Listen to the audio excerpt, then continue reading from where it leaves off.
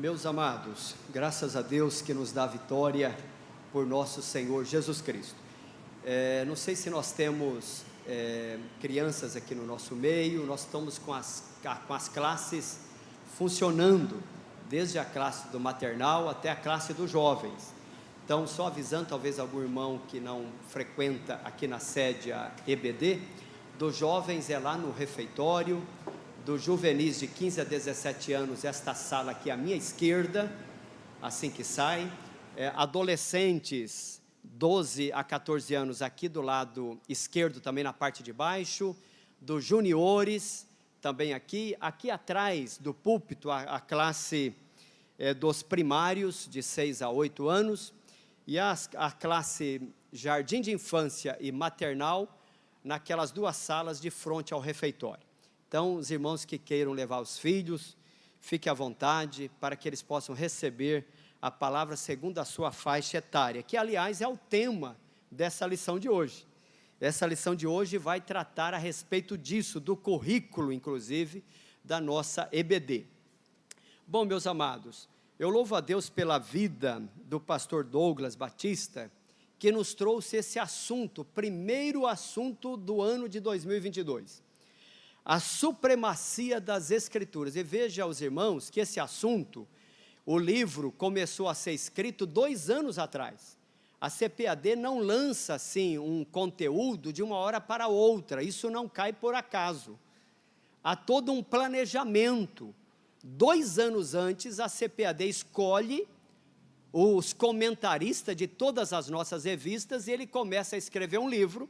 E deste livro leva o tema. Por exemplo, o próximo trimestre nosso vai falar sobre os valores do reino de Deus. Pastor Osiel Gomes, não é Gesiel Gomes, Osiel Gomes, esteve conosco há tempos atrás. Ele escreveu o livro, e do livro é tirado 13 lições. Então veja, os irmãos, que quando você pega uma revista da EBD, você tem um conteúdo planejado, com assunto bem subsidiado. Aquilo passa por todo um detalhamento, por uma consulta doutrinária e teológica, para que chegue às mãos da igreja, de tal forma que você pode pegar a revista com segurança, tá certo?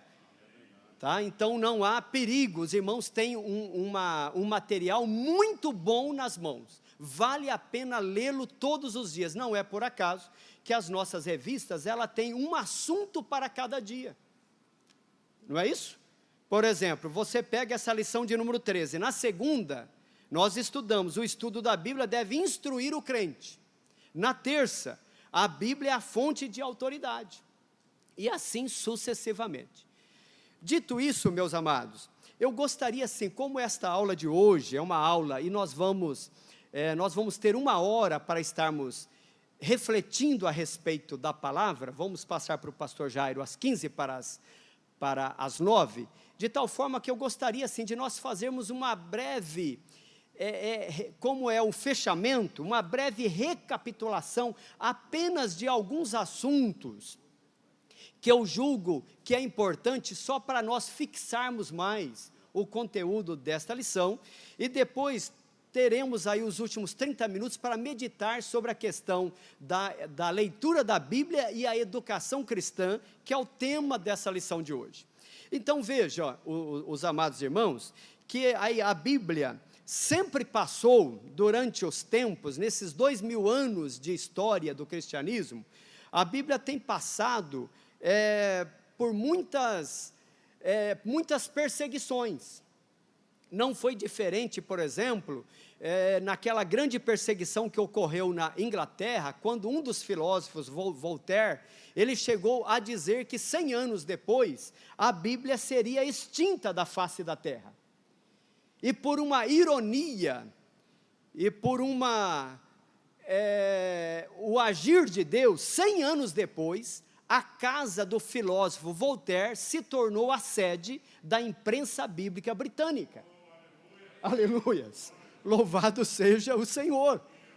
Então, meus amados, muitos tentaram apagar o ímpeto da Bíblia Sagrada. No entanto, é o livro mais redigido ou mais impresso, essa é a palavra, é o livro mais impresso no mundo. Alguns chegam a dizer que é também o mais lido, eu até creio que é o mais lido. Talvez ele deveria ser o mais refletido, porque uma coisa é ler e outra coisa é refletir, né? O Alcorão está tomando uma proporção enorme, e os islâmicos, eles não apenas leem e refletem, eles decoram o Alcorão, decoram. E muitas das vezes nós não temos este hábito, né? Eu perguntava recentemente assim, por exemplo, nós temos na Bíblia 613 mandamentos. O povo judeu divide para os meninos aos 12 anos de idade, quando ele vai fazer o batizado chamado Bar Mitzvah, o menino tem que recitar os 613 mandamentos. Possivelmente, Jesus teve que recitar os 613 mandamentos. Quando a Bíblia fala que Jesus, aos 12 anos, discutia com os doutores da lei, ele estava em Jerusalém acompanhando seus pais, e certamente participando do batizado Bar Mitzvah, até porque ele cumpriu toda a lei, e para cumprir toda a lei, ele recebeu um nome no 8º dia, foi circuncidado, aos 40 dias foi apresentado no templo, aos 12 anos passou pelo batizado. Agora, se eu pego apenas Êxodo capítulo 20, que é onde nós encontramos os 10 mandamentos, eu perguntava esses dias assim, irmãos, não precisa me recitar os 10, eu não estou pedindo 613, apenas os 10 mandamentos, alguém sabe recitar os 10 mandamentos? Mas vamos mais além, qual que é o primeiro mandamento?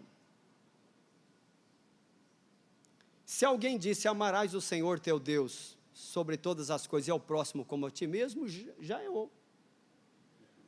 E o primeiro mandamento é dele que depende todos os demais. É como se o primeiro mandamento fosse o pendão aqui em cima, e ele está segurando todos os demais. Se você cumprir o primeiro, não terás outros deuses diante de mim.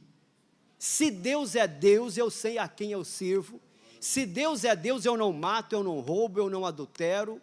Se Deus é Deus, eu sigo o que Ele diz. Aleluia, louvado seja o Senhor.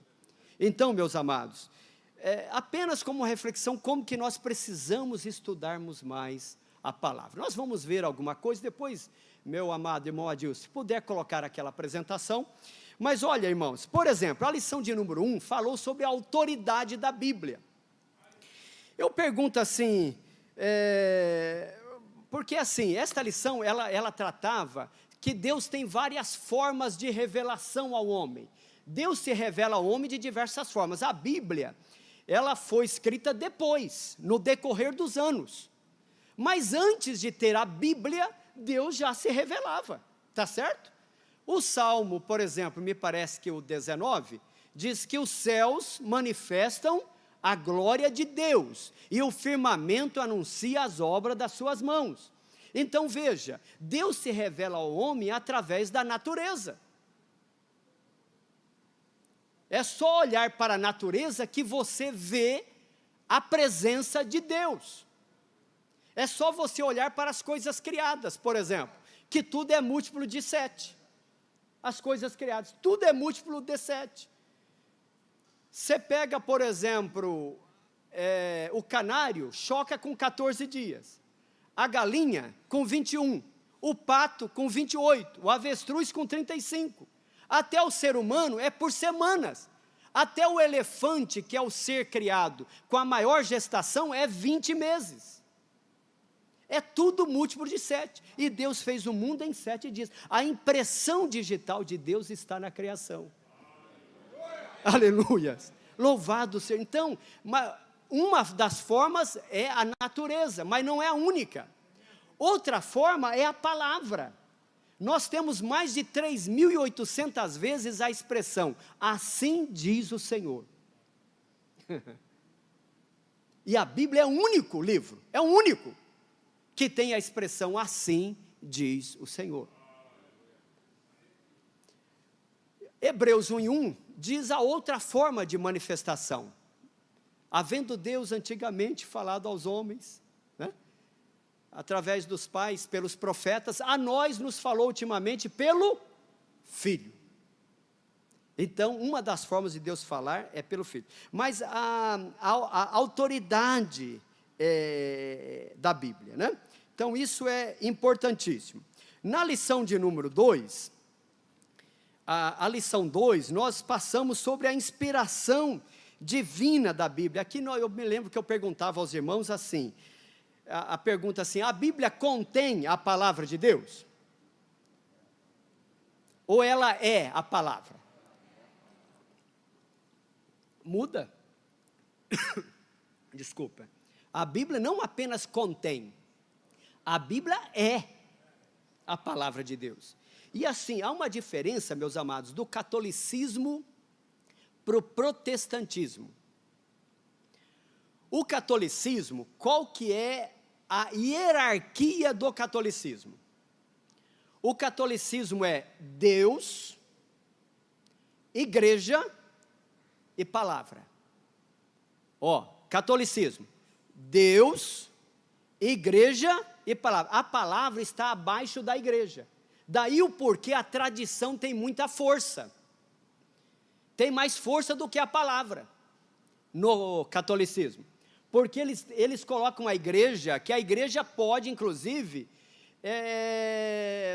escrever algo que tem força ou mais força do que a própria palavra. Mas o protestantismo muda. O protestantismo, veja que uma das solas da reforma protestante é somente as escrituras. Então é Deus, a palavra e a igreja.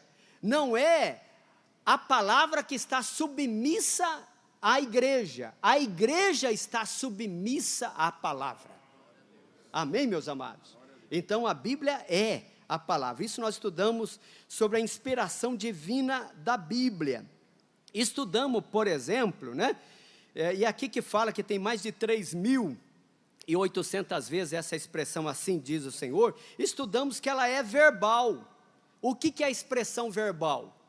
Verbal no sentido do sopro de Deus, mas no sopro de Deus, não no sentido de que Deus ditou para cada um dos seus aproximadamente 40 autores, palavra por palavra. Deus não ditou para Moisés, olha Moisés, pega uma caneta, escreve aí Moisés, escreveu? Sim Deus, escrevi, princípio, ok, criou, Deus, os céus, não foi desse jeito, a Bíblia não foi ditada por Deus, Deus inspirou usando a personalidade, usando as diferenças culturais e literárias de cada autor, mas a inspiração está na mensagem, a inspiração está na mensagem, e de tal forma que estes homens, sem conhecerem uns aos outros, escreveram coisas que um começa e o outro finaliza. Isso não tem uma outra explicação, senão da inspiração divina das Escrituras. Aprendemos também que ela é plena, ela é plenária, além de verbal, foi soprada, ela também é verbal, ela é plenária, no sentido de que ela é plena, não tem erro, a Bíblia não tem erro. Se você eventualmente achar que há um erro, pode ser um erro do tradutor, que traduziu errado. Por exemplo, nós temos na Bíblia a palavra chifre, né? A Bíblia usa a palavra chifre. As traduções mais atuais, de 30 anos para cá, mudou a palavra chifre para poder. Porque na antiguidade, o que era o poder? O símbolo do poder era o chifre do boi. O chifre do boi era símbolo de poder. E na antiguidade se falava muito em chifre, no chifre como poder. A Bíblia, a tradução já de hoje, contextualiza para o nosso entendimento. Traz a palavra poder. Quer ver um outro exemplo? Eu falo assim, ó irmãos, eu vos amo de todo o meu coração. Essa é uma expressão totalmente português, em português. Eu te amo de todo o meu coração. Porque para nós, coração é da onde está aqui todo o amor, né? Mas a Bíblia, as traduções novas já trazem coração. Mas as mais antigas falam de todas as minhas entranhas. Eu te amo de toda ou com todas as minhas entranhas. O que é entranhas? São as tripas. Já pensou eu falar para alguém, eu te amo com todas as minhas tripas? Não é uma coisa, não sou até feio, ruim, tá certo? Então, o tradutor contextualiza para o nosso português, para que nós possamos ter um melhor entendimento daquilo que está escrito. Tá certo, meus amados? Bom, na lição, mas ainda nessa lição 2, que é muito rica, nós vemos aqui, por exemplo, a questão dos diferentes gêneros literários, né?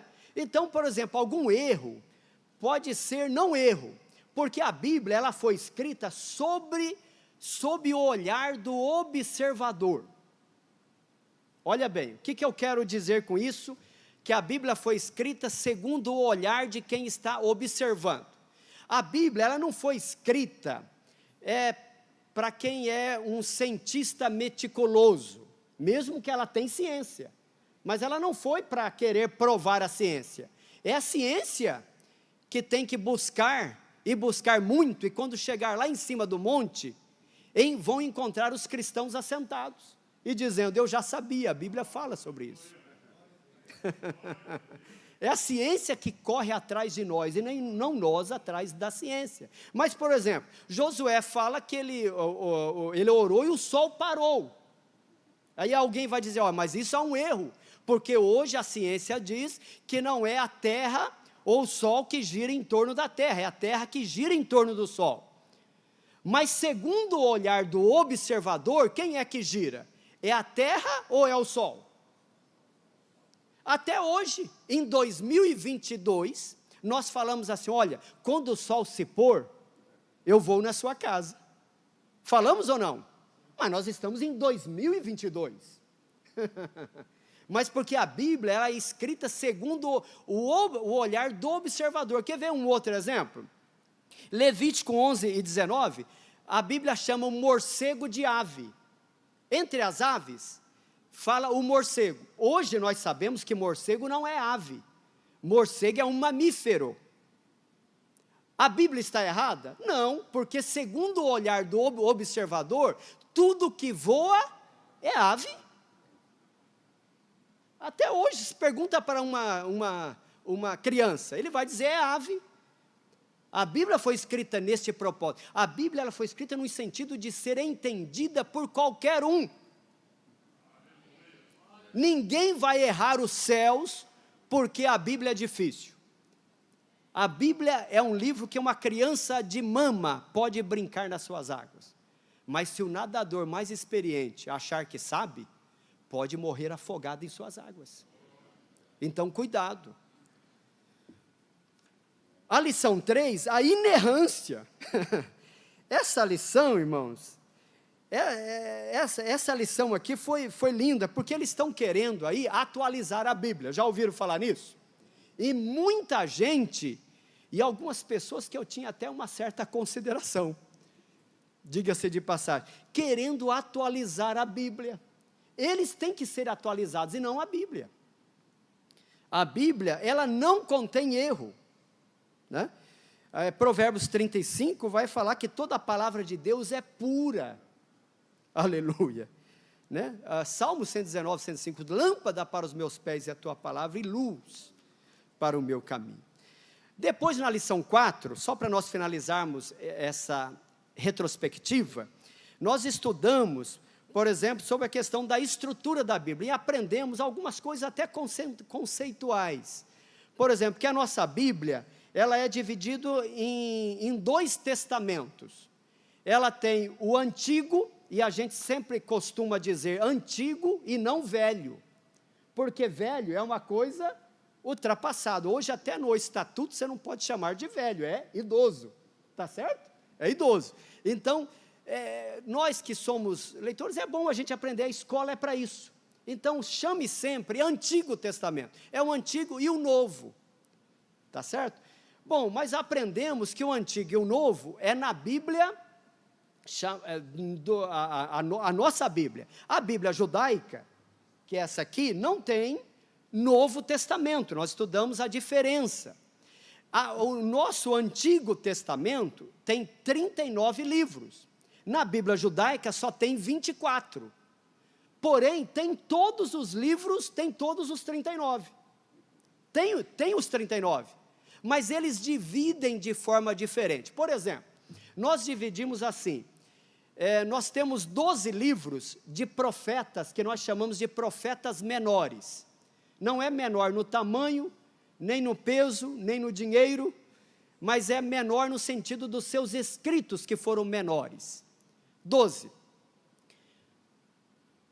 A Bíblia judaica, desses 12, ela vai colocar os 12, mas como um livro só. Não tem 12 livros, é um rolo só. É um rolo só, ajuntando os 12 livros. Tá certo? Por exemplo, nós temos aqui 1 Reis, e veja os irmãos que eu estou falando primeiro, e não primeira, porque quando eu falo em livro, eu falo no masculino, primeiro, como Timóteo, que nós lemos aqui, a primeira, porque é uma carta, é uma epístola, então primeira a Timóteo, primeiro livro de Reis. Na Bíblia hebraica não tem primeiro e segundo livro de Reis, é Reis. Não tem primeiro e segundo livro de Crônicas, é Crônicas. Não tem primeiro e segundo Samuel, é Samuel, percebe? Então, resume, fica em 24. Outra coisa que nós aprendemos também nessa questão da estrutura, né? A questão lá da diferença do que é um livro canônico. A Bíblia, ninguém pode colocar mais nenhum livro aqui.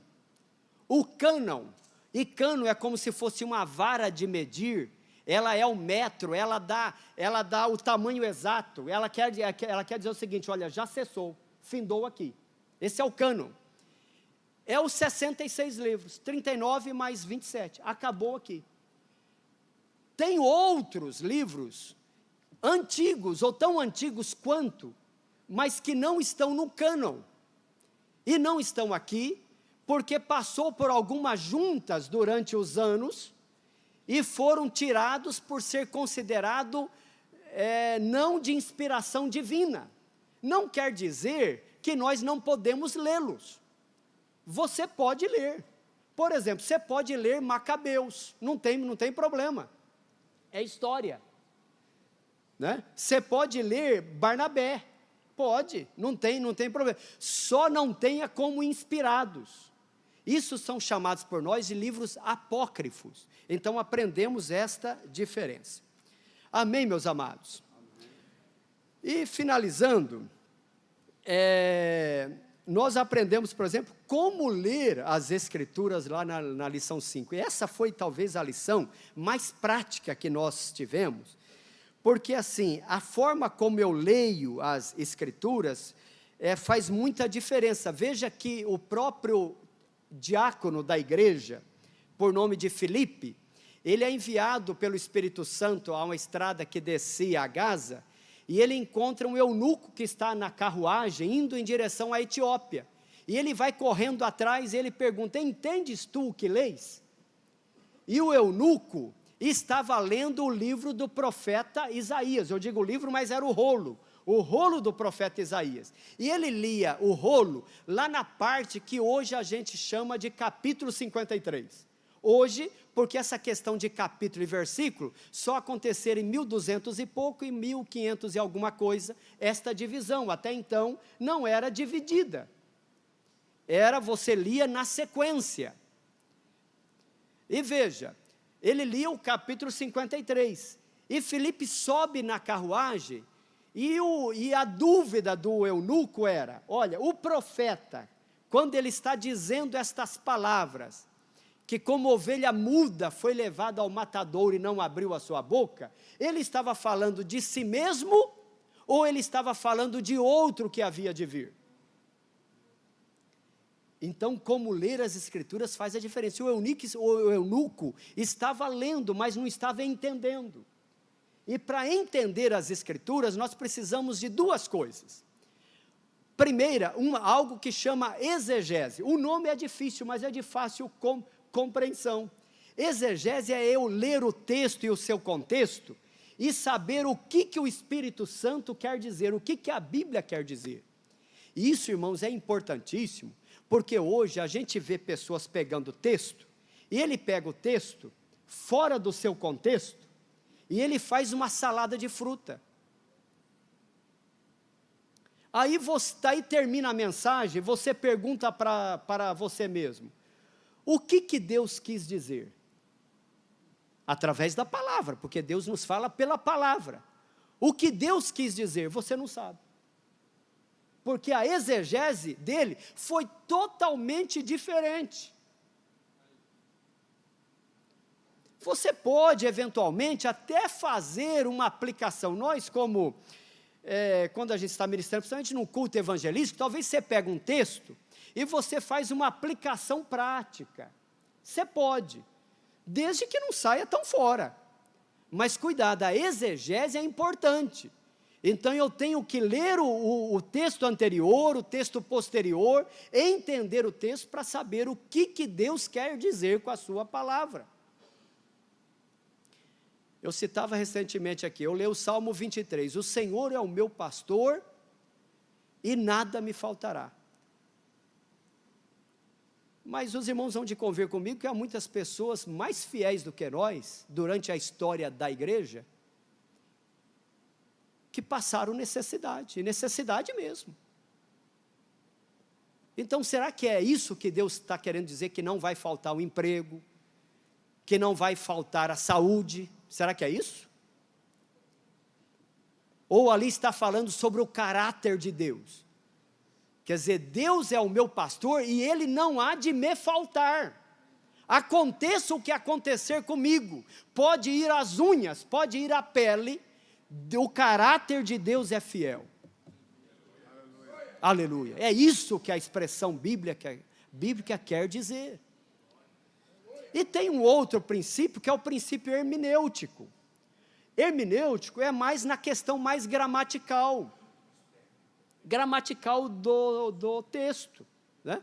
Então eu leio o texto, por exemplo, essa lição de hoje, não tem como colocar aqui, né, meu amado? Muito bem, essa lição de hoje, por exemplo, olha 1 de Timóteo, capítulo 4, né? Olha o versículo 7, mas rejeita as fábulas profanas e de velhas. Esquisito, né? É ou não? Eu vou ler novamente. Mas rejeita as fábulas profanas e de velhas. O que ele quer dizer com velhas? Né? Se você for ler numa outra tradução, talvez vai dizer, de velhas caducas. Alguém pode achar que está se referindo a uma pessoa, uma pessoa idosa, do sexo feminino. Mas não, ele está dizendo aqui de tolas, palavras tolas, mas rejeita as fábulas, quer dizer, as lendas pagãs, rejeita as lendas pagãs e tolas. Então a hermenêutica vai fazer a diferença na hora que eu vou ler o texto. Dito isso, meus amados, vamos para a lição 13? Pode colocar lá, meu amado, vai um pouco mais à frente. Lição de número 13. Antes da lição 13, coloca aquela parte, irmão Adilson, que eu coloco aí, qual que foi o desafio. O desafio é isso aí, correto. Nós lançamos um desafio para a escola dominical, dos irmãos lerem esse trimestre, o livro de Gênesis e Apocalipse. O irmão Léo, está lá, irmão Léo? Irmão Léo, passa distribuindo para os irmãos, aqueles que leram, depois o irmão Fábio, irmão Léo, os irmãos vão dando sinal para eles, começa, irmão Léo, começa daqui da frente para o fundo. Quem leu o livro de Gênesis e Apocalipse neste mês de janeiro para cá, os irmãos vão escrever neste papel seu nome completinho, em letra inteligível, tá certo? Porque nós queremos colocar o seu nome depois num certificado que está na tela seguinte, irmão Adilson. Na tela seguinte, ó, tem um certificado que os irmãos vão receber, tá?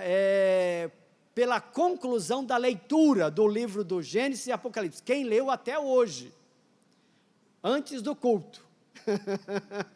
Tá certo? Que o desafio era esse, tá? Nada impede que você leia, pode ler, mas não vale, tá certo? Então, Léo, pode sair fazendo a entrega, os irmãos que lerem só dão um sinal, e nós vamos entregar, escrito o seu nome, na nossa próxima escola dominical, 1º domingo de abril. Muito bem. Pode passar à frente, irmão? Nesse trimestre que se passou, que está findando hoje. Isso, nesse primeiro trimestre. Tá? Irmãos, é lindo, porque assim, ó, Apocalipse, Gênesis, fala de novo céu e nova terra. Apocalipse fala de novos céus e nova terra. Gênesis vai falar da queda, Apocalipse vai falar da redenção. Gênesis fala da árvore da vida, Apocalipse, a árvore da vida reaparece, e você pode fazer diversas conexões entre Gênesis e Apocalipse, tá certo? Isaías 46:10, Deus é aquele que conhece o fim desde o começo. Entendendo o começo, vamos entender o fim de todas as coisas. Muito bem, então vamos lá, lição de número 13, pode adiantar, irmão Adilson, vai acompanhando, porque se eu for virando aqui, eu vou me perder aqui. Irmãos, o tema de hoje é a leitura da Bíblia e a educação cristã. Eu perguntaria para os irmãos, primeiramente, assim, ó, a leitura da Bíblia, até quando a gente vai continuar lendo a Bíblia? Até quando? Até que Jesus venha. Tá certo? Depois que Jesus vier, aí nós vamos estar com o verbo vivo. Aí você não vai precisar mais ler, nós vamos estar com a palavra viva. Até que o verbo vivo venha, nós temos que ler a palavra viva, e a Bíblia diz que ela é viva e eficaz. Tá certo? Então nós temos que ler a Bíblia o tempo todo. Então o tema é a leitura da Bíblia e a educação. Educação é um tema muito vasto, né? Quando eu pego educação secular, enfim, mas o tema ele é mais específico, ele é mais cirúrgico, é a educação cristã. E veja que a palavra educação, ela vem de uma palavra latina, porque a nossa língua portuguesa é uma língua latina, nós somos latinos. Ela vem de uma palavra latina, educare, né? E é interessante, não sei se o irmão localizou aí, irmão, tá? Está atrás, mas veja bem, a palavra educare, ela significa guiar, ela significa instruir, conduzir. Então, educar, né, é como alguém que vai se nivelar ao outro, né? Veja que a própria palavra educare e a palavra paidagogos, né, da onde vem pedagogo, é muito parecida a sua definição. O paidagogos é como alguém que é o professor. O professor é aquele que ele se abaixa, ele se coloca na altura do aluno, e ele pega na mão do aluno e o conduz para o seu conhecimento.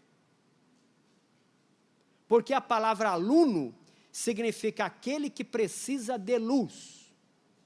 Aluno, aquele que precisa ser iluminado, precisa de luz. Então o pedagogo é aquele que vai conduzir para fora, né? E da onde deriva aí, desta palavra grega, paidagogos, vem a palavra educare, no latim, que é instruir, conduzir para fora. Mas veja, meus amados, irmão, eu vou pedir, só para nós não dispersarmos, eu acho que eu vou eliminar aqui, tá bom? Bom, O que nós vimos depois, meus amados, nessa questão da educação cristã, da necessidade, isso que eu queria chamar a atenção dos irmãos aqui. A necessidade, e a necessidade de nós quanto pais. Porque eu pergunto para os irmãos assim, quando que começa a educação? No berço? Olha, eu diria que é antes do nascimento. É na gestação. Hoje até a psicologia fala isso, né? A mãe não pode cantar para o filho ainda no ventre. O filho muitas vezes não reage no ventre da mãe, segundo, né, até as experiências que a mãe está tendo. Comece a educar o filho ainda antes do pulmão dar o primeiro respiro. É ali que começa a educação. Então, se alguém diz assim, olha, o meu filho completou 7 anos, eu vou levar para a escola para educação, tem 7 anos, agora eu vou levar para a escola dominical para eles ensinarem a Bíblia. Você já perdeu pelo menos 7 anos e alguns meses. Irmãos, há uma necessidade tão grande, e veja que isso é uma coisa séria, porque Deus, e eu estou falando de Deus, nas Escrituras, exala o seu desejo para com a educação, desde todo sempre. Desde todo sempre. Por que Deus vinha conversar todas as tardes, por ocasião da viração do dia, com o homem? O homem aprendeu a educação com quem? Com o próprio professor. Aliás, Provérbios 9, né, vai falar sobre a sabedoria. Olha, veja que quando Deus vai dar instrução para Moisés, Deus diz assim, Deuteronômio capítulo 6, Moisés, vamos até ler? Projeta aí, Deuteronômio capítulo 6, olha o que diz o versículo 6, Deus falando aqui como Moisés, como os pais deveriam ensinar os filhos, e estas palavras que hoje te ordeno estarão no teu coração. 7, e intimarás a teus filhos, e dela falarás. Quando? Assentado em tua casa, andando pelo caminho, deitando-te e levantando-te. Olha o 8, também as atarás por sinal na tua mão, quer dizer, pregue aqui na mão do menino, pregue na mão dele, para que ele tenha aquilo como algo que esteja ali atado à sua mão. E o 9, e as escreverás nos umbrais da casa e nas tuas portas, lá na tua porta, fixa na porta, para que o filho ao entrar e sair, tenha contato com a palavra. Essa é a ordem de Deus para Israel. Educação cristã. Agora, meus irmãos, me assusta, porque muitas vezes os nossos filhos estão recebendo o celular primeiro do que a Bíblia. É verdade ou não é? Ele assiste tudo o que é desenho, mas não tem o contato com a palavra de Deus. Já pensou se o pai e a mãe, toda noite antes de dormir, contaram uma história bíblica? Já imaginou que essa criança com 3 aninhos de idade, já vai estar contando histórias bíblicas? Nós tivemos esses dias agora aqui o nosso missionário, lá dos índios, trabalha com os índios, fugiu agora o nome, estiveram aqui, a menininha com 6 aninhos de idade, eu fui participar um pouquinho, ela contando o testemunho dela, falando porque que o nome dela é Radassa. Eu fiquei encantado, 6 aninhos já pregando a palavra. Meus irmãos, nós precisamos investir mais na educação dos nossos filhos. Há uma necessidade. Veja que a ordem de Faraó, e Faraó representa, uma simbologia do mundo. Faraó fez a proposta para Moisés, quando Moisés pediu para tirar o povo da terra prometida, ou tirar o povo do Egito para a terra prometida. Qual foi o pedido de Faraó para Moisés? Ó Moisés, vão os velhos, os adultos, mas deixem aqui as crianças. Porque Faraó sabia que 20 anos depois, aquela geração adulta tombaria e a nova assumiria o comando. Então, meus amados, como que nós estamos tratando? Nós temos que levar isso a sério. Educação cristã é a coisa séria. Não podemos brincar com isso. E olha, irmãos, tem até uma passagem de Esdras, não sei se eu marquei esta citação de Esdras aqui, eu creio que eu não tenho marcado aqui, mas tem uma citação de Esdras, salvo engano é capítulo 30, onde Esdras vai dizer quem é que deveria ter acesso à palavra. Ele começa pelo rei, pelo rei, ele não tira ninguém de fora, mas quando ele chega na parte das crianças, ele vai dizer fortemente, olha, e as crianças, e tem uma coisa, se elas não saberem ler, leiam para elas. Por isso que Apocalipse 1 e 3 fala que bem-aventurado aqueles que leem e os que ouvem. Quem não sabe ler, pode ouvir. Nós temos uma irmã aqui, não sei se a irmã Inês está presente. A irmã Inês está presente? Está lá atrás. Eu vou contar aqui, irmã Inês, esse testemunho seu. Agora nós estamos com esse desafio para ler Gênesis e Apocalipse. E a irmã Inês chegou para mim esses dias feliz, falou assim, Mário, eu estava preocupado porque eu não ia conseguir cumprir o desafio, porque eu não estou conseguindo ler, devido ao problema de saúde, não estou conseguindo ler. Ela falou, Mário, mas me deram de presente uma Alexia. E Mário, eu só falo lá e ela lê para mim. Meus irmãos, nós estamos com uma facilidade tão grande, você pode pegar o celular, né, e dormir ouvindo a palavra sendo falada, gotejada.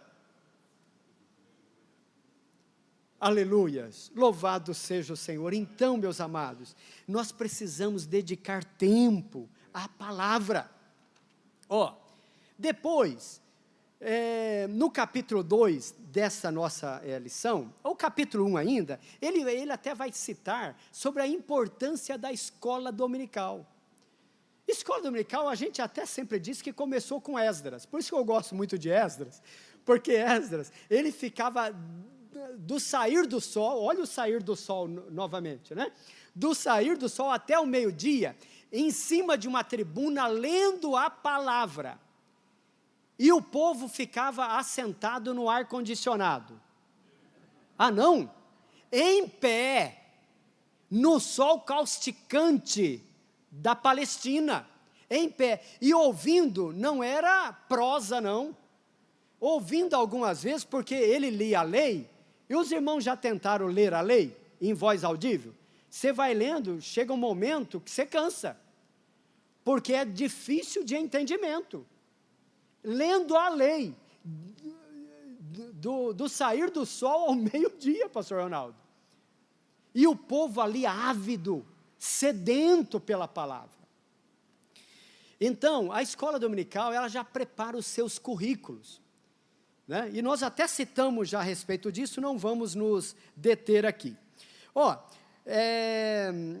No segundo ponto, segundo capítulo da lição, a educação cristã e a formação de leitores da Bíblia. Hoje, meus amados, está até fácil para a gente ler a Bíblia toda. Por que eu digo que está fácil? Porque hoje nós temos muitas opções. Você pode ler a Bíblia em várias versões. Nós temos em português mais ou menos 22 versões da Bíblia.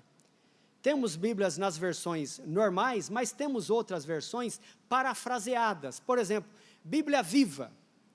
Alguém que leu e ele entendeu alguma coisa e ele escreve. Você não pode pegar essa Bíblia como sendo uma tradução fiel, mas é um entendimento de alguém. A Bíblia Viva. Então está ali, você pode lê-la. Não tem problema. E aquilo vai te abrindo o entendimento. Fora isso, você pode fazer um planejamento. Eu vou ler primeiramente Mateus, Marcos, Lucas e João. Ó, depois eu vou lá para Gênesis, depois eu volto lá para Atos, e você faz um planejamento. Você pode até pegar o celular, baixar um aplicativo, falar assim, olha, eu quero ler a Bíblia no ano de 2022. Quais os capítulos eu vou ler por dia? Todo dia o celular vai te avisar. Leia isso, isso e isso. No final do ano você fechou a Bíblia toda. Só não lê quem não quer. Hoje, irmãos, é até um crime não ler a Bíblia. Porque a disponibilidade é tão grande que é quase um crime. Principalmente nós cristãos. O cristão, então, nem se fala. Cristão que passa a semana, não estou dizendo um dia, a semana sem ler as Escrituras. E a Bíblia fala quantas vezes a gente deve ler a Bíblia? Fala ou não? Coloca aí o Salmo 1. Vamos ver? Vamos ver no Salmo 1? Para ver se eu estou sendo muito duro aqui. Salmo 1, ó. Bem-aventurado o homem que não anda segundo o conselho dos ímpios, nem se detém no caminho dos pecadores, nem se assenta na roda dos escarnecedores. E o que mais? Antes tem o seu prazer na lei do Senhor, e na sua lei medita uma vez por semana, de dia e de noite. Sabe que vai mais além? Não sei se eu marquei um texto. Eu não sei se eu marquei, mas tem um texto do Salmo 119. Os irmãos que sabem que o Salmo 119 é assim, possivelmente o Salmo 119 foi escrito por Esdras. Esdras é muito provável, o entendimento de quase todos, ou da maioria dos estudiosos, que foi escrito por Esdras. E ele é o maior capítulo da Bíblia. Ele é um acróstico. Esse Salmo 119 pega as 22 letras do alfabeto hebraico. O alfabeto hebraico tem 22 letras. Na divisão de versículos, ou de versos, como é Salmo nós não falamos capítulo, falamos número e verso, porque é um livro de canto. Então, no Salmo número 119, quando dividiu em versos, foi dividido em grupos de 8. Interessante que cada 8, aí se você quiser saber quantos versos tem, é 22 vezes 8. E cada um desses 8 versos vai ter 8 significados, ou 8 formas de dizer a palavra do Senhor. A palavra ela é mandamento, ela é juízo, ela é preceito, elas são 8 coisas. Então são 8 de 8 de 8. Olha como que a Bíblia é linda. Veja, eu acho que é o Salmo 119, vai dizer aqui quantas vezes ele vai mais além do que o Salmo 1. 164? 119, 164. Isso, coloca aí.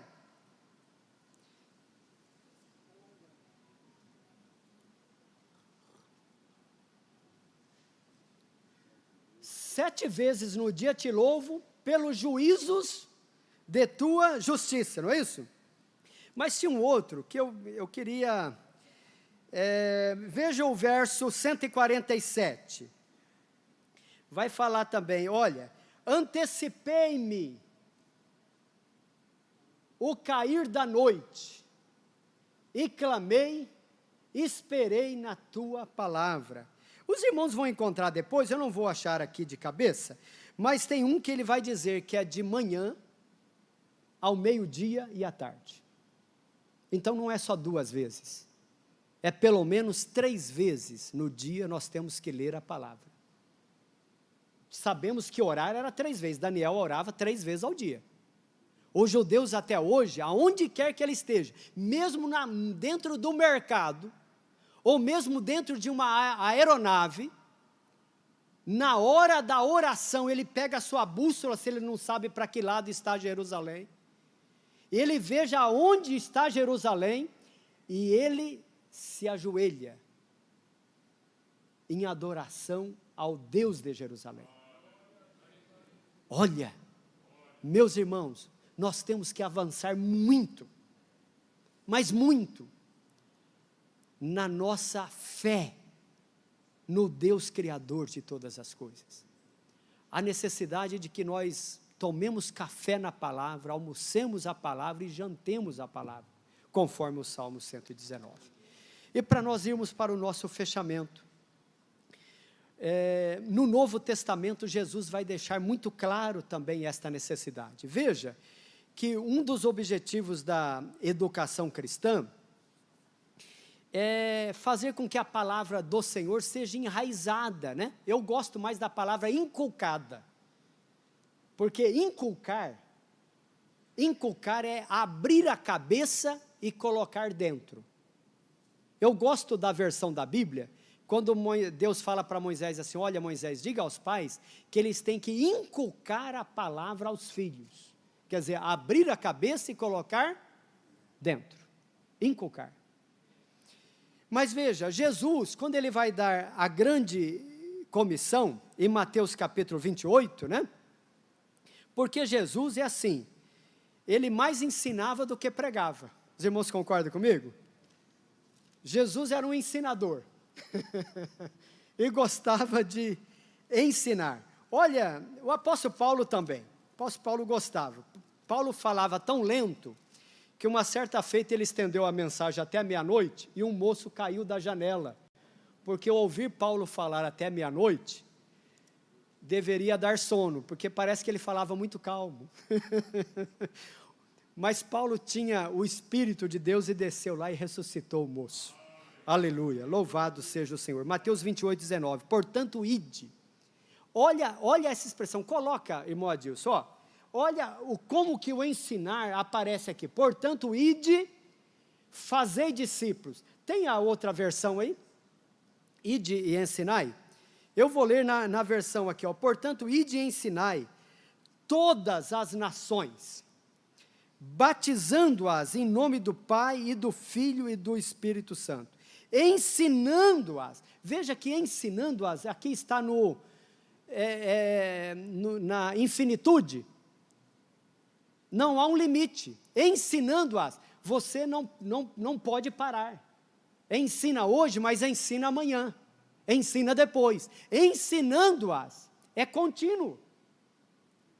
Esse também tem que ser o nosso papel.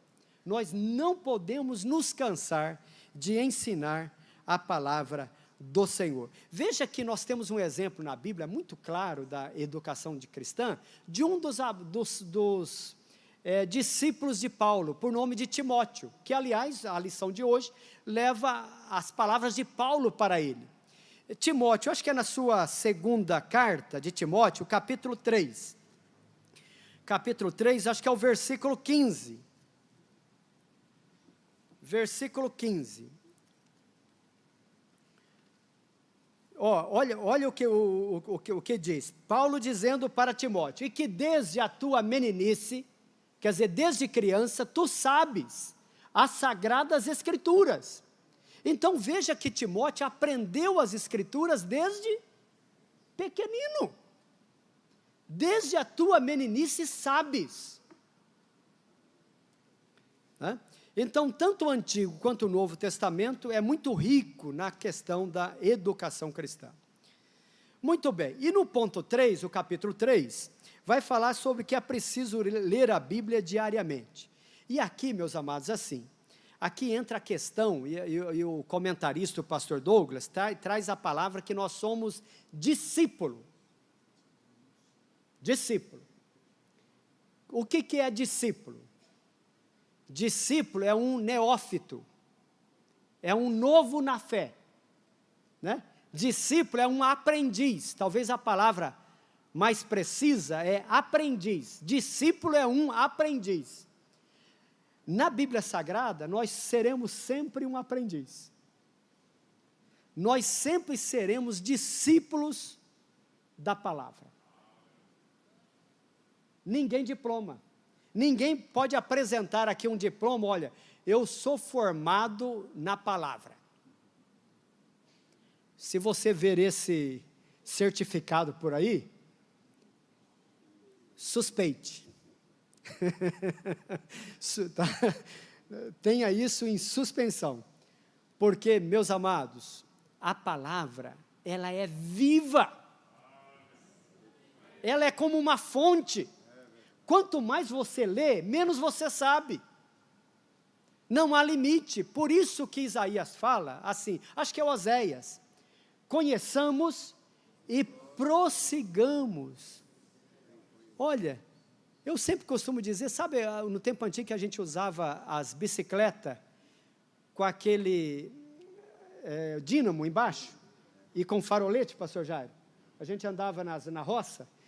Quanto mais você pedalava, mais, sabe, irmão Celso, quanto mais pedalava, mais girava, mais luz produzia. É assim. Aleluias. Né? É assim. Então a palavra do Senhor, nós temos que pedalar cada dia mais. Quanto mais pedala, mais o horizonte se abre, mais você veja que o horizonte está mais distante, menos você sabe. Aleluias. Porque não há limite, meus amados, para se conhecer a Deus. Isso está até na própria, eu citava esses dias aqui, que está até na própria, na gramática judaica. A gramática judaica são 22 letras. A primeira letra é o Aleph. A segunda letra é a letra que começa a Bíblia. A Bíblia começa com Beit. Né? Bereshit Bará. Beit. Beit é casa. Da onde vem Belém, né? Betel, casa do pão, casa de Deus. Beit. Beit é a casa. Beit simboliza o homem. Simboliza o homem. A casa que Deus fez para o homem. A nossa casa. Mas o Aleph, que significa o número 1 no judaísmo, representa Deus, que Ele é único, Ele é singular, é o único. Mas o homem só conhece a partir do Beit, de quando ele foi criado, dali para frente. Do Beit para o Aleph há uma distância, ou Deus se revela para nós, ou nós não saberemos nada dele. O que nós sabemos de Deus é aquilo que Ele se revelou. É por isso que Filipe disse: Senhor, mostra-nos o Pai, isso nos basta. E Jesus disse: Filipe, eu estou convosco há tanto tempo, e você me diz, me mostra o Pai? Quem vê a mim, vê o Pai. Então, em Jesus de Nazaré, a gente vê a expressão maior de Deus. Aleluias. Louvado seja o Senhor. Amém, meus amados. Que Deus nos ajude. Eu convido os irmãos para o próximo trimestre, irmãos, os valores do reino. Aqui vai falar sobre Mateus capítulo 5 ao 7 e Lucas capítulo 6. Mateus 5 ao 7 e Lucas capítulo 6. E eu deixo uma pergunta no ar para os irmãos. O discurso do Sermão do Monte, de Mateus 5 a 7, com Lucas 6, é o mesmo discurso? Os dois é Sermão do Monte? Qual que é a diferença entre um e outro? Tá certo? Então nós vamos aprender muita coisa. Pastor Osiel, além de um santo homem, é de uma profundidade muito grande. Que Deus nos abençoe.